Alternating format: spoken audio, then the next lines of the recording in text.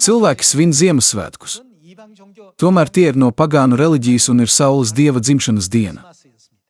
Tā nav Jēzus dzimšanas diena. Viņi to pasniedz tikai kā Jēzus dzimšanas dienu, bet kāds ir tās saturs? Mēs varam apstiprināt, ka saules dieva pielūgšana tajā ir dziļi iesakņojusies.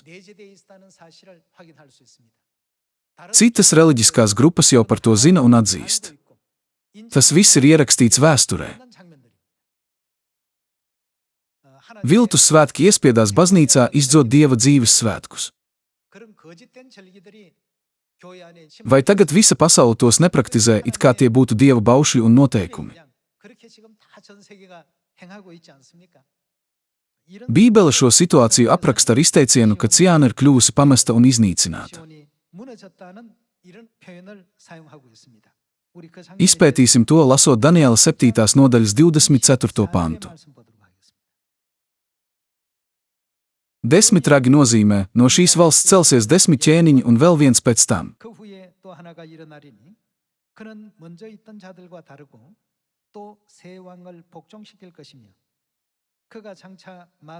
Viņš būs citāds nekā pirmie un gāzīs 3 ķēniņus. Viņš runās pret visu augsto.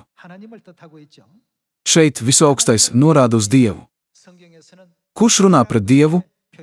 Saskaņā ar Bībeli, tas ir velns, kurš runā pret Dievu. Un deldēs visu augstā svētos, grasīsies mainīt gan laikus, gan likumus.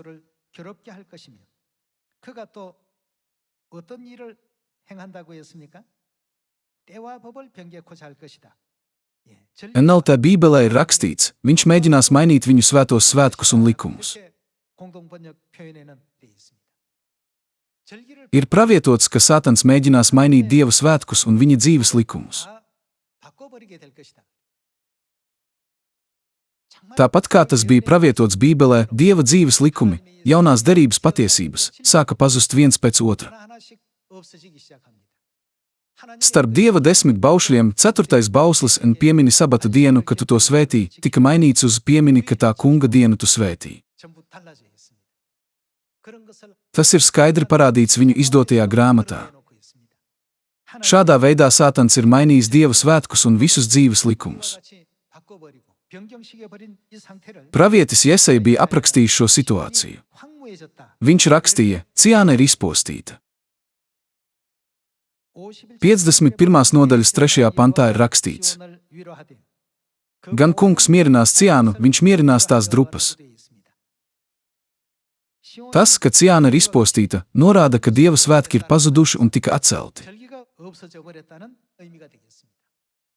Saskaņā ar pravietojumu Daniela 7. nodaļā, ko tas, kurš runā pret Dievu visaugsto, darīs ar noteiktajiem laikiem un likumiem.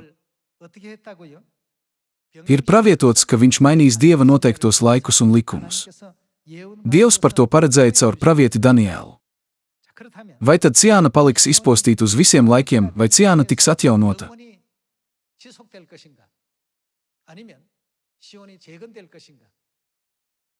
Bībelē ir pravietojums, ka Ciāna noteikti tiks atjaunota. Tāpēc Bībele un pravieši pravietoja, ka Ciāna reiz tiks iznīcināta. Ja vien tā netiek iznīcināta vai izteiciens atjaunots, nav bezjēdzīgs, tad kurš atjaunos Dieva svētkus, kas bija atcelti, un atjaunos Ciānu? Ja Ciāna netiks atjaunota, Dieva ļaudīm nebūs kur doties. Neviens nekad nevar sagaidīt pestīšanu, mūžīgo dzīvību vai grēku piedošanu. Tā kā neviens no tiem nekad nevar tikt dots bez Ciānas, visai cilvēcei vajadzētu ļoti ilgoties pēc Ciānas. Ar to es vēlētos noslēgt sprediķi. Liels jums paldies!